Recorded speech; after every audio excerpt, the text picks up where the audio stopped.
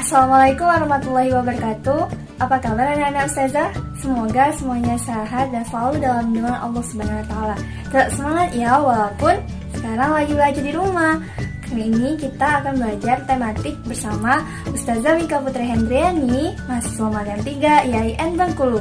Nah, baiklah anak-anak Ustazah, hari ini kita akan belajar tematik tema 3, subtema 3, pembelajaran ke-1, pentingnya menjaga asupan makanan sehat. Adapun tujuan materi kita pada hari ini anak-anak Ustazah. Pertama, kita mampu menjelaskan iklan media elektronik. Kedua, kita mampu menjelaskan gangguan pada sistem pencernaan manusia. Untuk mengawali pelajaran pada hari ini, marilah sama-sama kita mengucapkan lafaz basmalah. Bismillahirrahmanirrahim. Pernahkah anak-anak Ustazah menonton televisi? Pasti anak-anak Ustazah pernah menyaksikan yang namanya iklan. Apa sih iklan itu? Ada yang tahu? Iklan adalah pesan yang disampaikan oleh seseorang atau perusahaan tentang barang atau jasa melalui iklan media elektronik maupun media cetak. Tujuan dari iklan itu sendiri yaitu untuk menarik minat masyarakat menggunakan ataupun membeli barang yang ditawarkan. Perhatikan iklan berikut ini. Ayo makan sayur, ayo makan sayur. Kalau kita makan sayur, tubuh kita kuat. Sayur itu sehat, sayur itu enak. Setiap hari. Anak-anak Ustazah, ini merupakan salah satu contoh iklan media elektronik. Nah, iklan ini berkaitan dengan bagaimana pentingnya untuk memakan sayuran. Nah, di mana sayuran merupakan salah satu makanan yang dibutuhkan oleh tubuh. Manusia memerlukan makanan untuk beraktivitas. Manusia menggunakan organ pencernaan untuk mencerna makanan. Apa sih organ pencernaan manusia itu? Ada yang tahu? Ya, organ pencernaan ada mulut, kerongkongan, lambung, usus halus, usus besar, dan mulut berfungsi untuk menghancurkan makanan sehingga dapat ditelan ke dalam tubuh. Kerongkongan berfungsi untuk mendorong makanan dari mulut ke lambung. Ada yang tahu fungsi dari lambung itu apa? Ya, lambung berfungsi sebagai tempat terjadinya pencernaan kimiawi. Usus halus berfungsi sebagai tempat penyerapan sari-sari makanan. Usus besar berfungsi sebagai tempat penyerapan air. Dan anus. Anus itu apa sih fungsinya?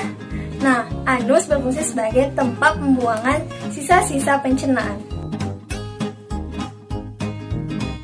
Adapun gangguan pada organ pencernaan manusia itu seperti sakit gigi, mah, diare, sembelit, dan masih banyak lagi gangguan pencernaan lainnya. Kenapa bisa terjadi gangguan pencernaan pada manusia? Ada yang tahu kenapa? Ya, ada beberapa faktor yang menyebabkan terjadinya gangguan pencernaan. Yang pertama, kurangnya asupan serat bagi tubuh. Kenapa sih serat itu penting? Ada yang tahu? Ya, karena salah satu fungsi dari serat adalah membantu usus untuk menyerap sari-sari makanan dan memperlancar pembuangan kotoran. Jadi seseorang kalau ketika dia kekurangan serat, dia akan mengalami sembelit atau susah BAB. Nah, salah satu makanan yang bisa atau yang mengandung banyak serat itu seperti sayuran, buah-buahan, dan biji-bijian. Kedua, pola makan yang tidak teratur. Pola makan yang tidak teratur akan menyebabkan penyakit MAH.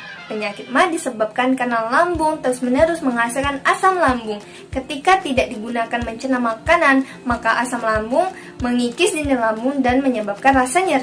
3. Makanan dan minuman yang kotor atau tidak bersih. Makanan dan minuman yang kotor atau tidak bersih dapat menyebabkan penyakit diare dan kolera yang disebabkan oleh bakteri dan virus.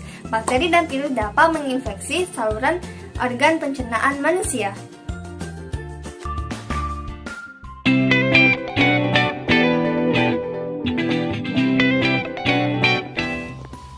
Assalamualaikum warahmatullahi wabarakatuh. Ketemu lagi dengan Ustazah Indah. Apa kabar adik-adik semua? Ustazah harap adik-adik semua dalam keadaan sehat-sehat dan baik-baik saja, dan tetap semangat dalam belajar.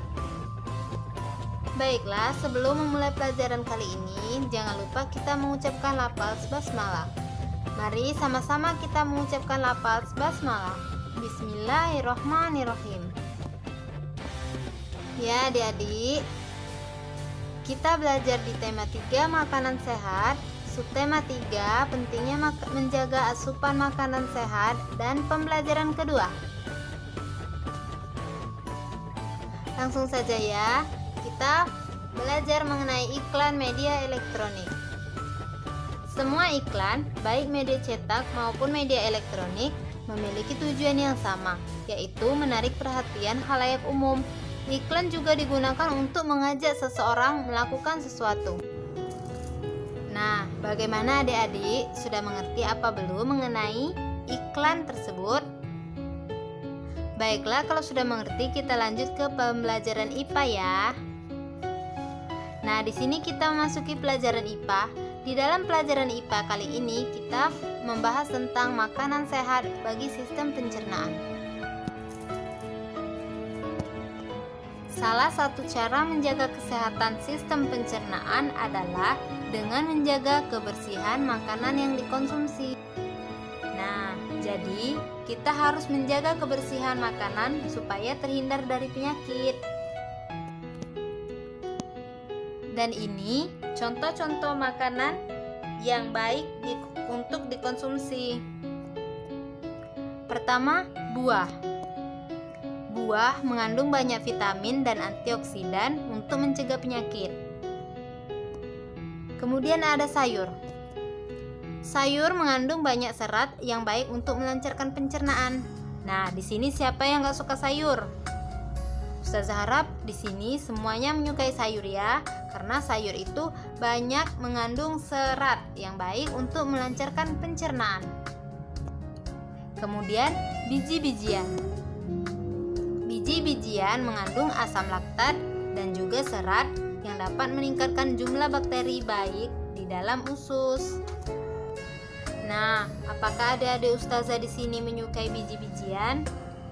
Ustazah harap semua adik-adik pintar di sini menyukai segala macam buah, sayur, dan biji-bijian, karena itu sangat baik untuk dikonsumsi untuk pencernaan kita.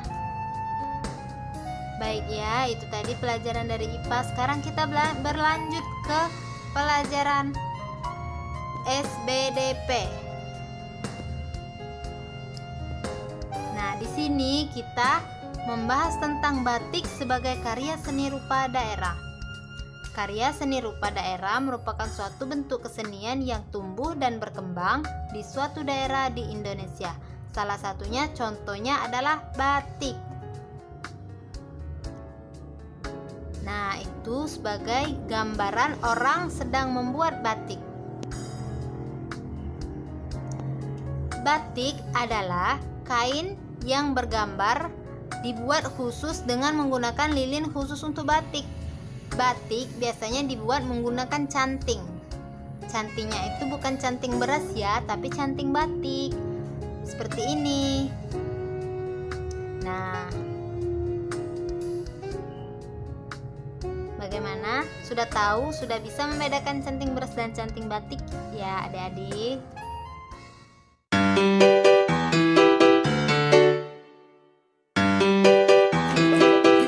Assalamualaikum warahmatullahi wabarakatuh.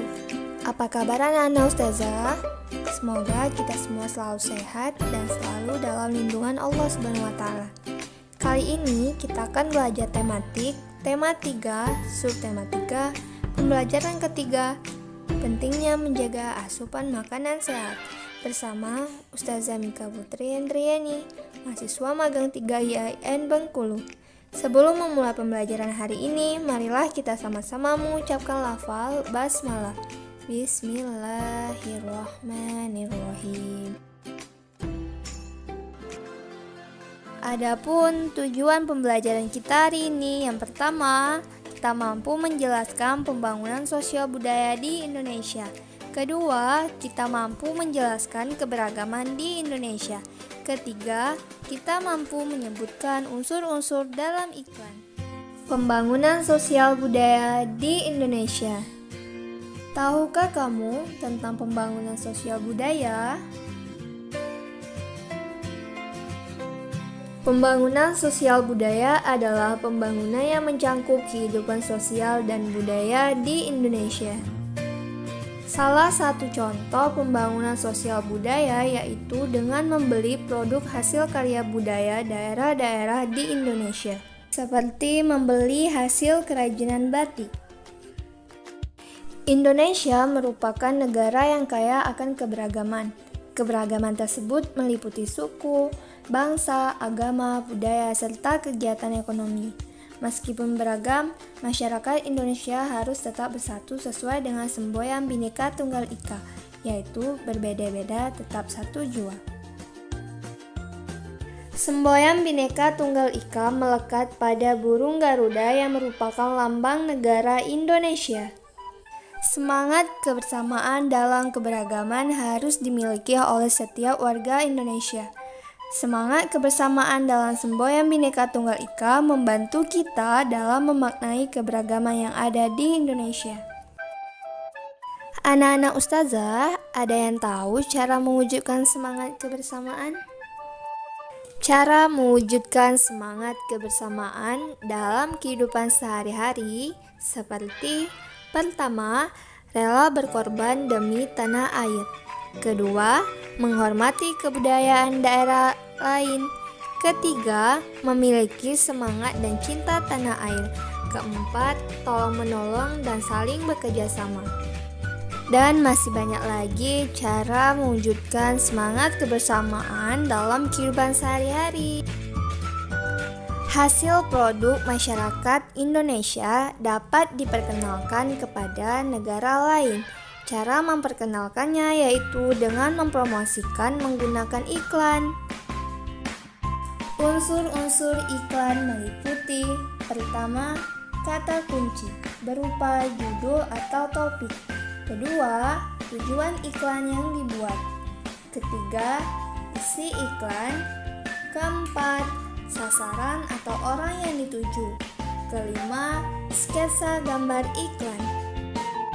Anak-anak ustazah, demikianlah pembelajaran kita hari ini mengenai pembangunan sosial budaya di Indonesia, keberagaman di Indonesia, dan unsur-unsur dalam iklan. Semoga apa yang kita pelajari hari ini bisa bermanfaat dan bisa kita terapkan dalam kehidupan sehari-hari. Sebelum kita menutup pembelajaran hari ini, marilah sama-sama kita mengucapkan lafal hamdalah, alhamdulillahirabbil alamin. Ustazah akhiri, wabillahi taufik wal hidayah. Wassalamualaikum warahmatullahi wabarakatuh.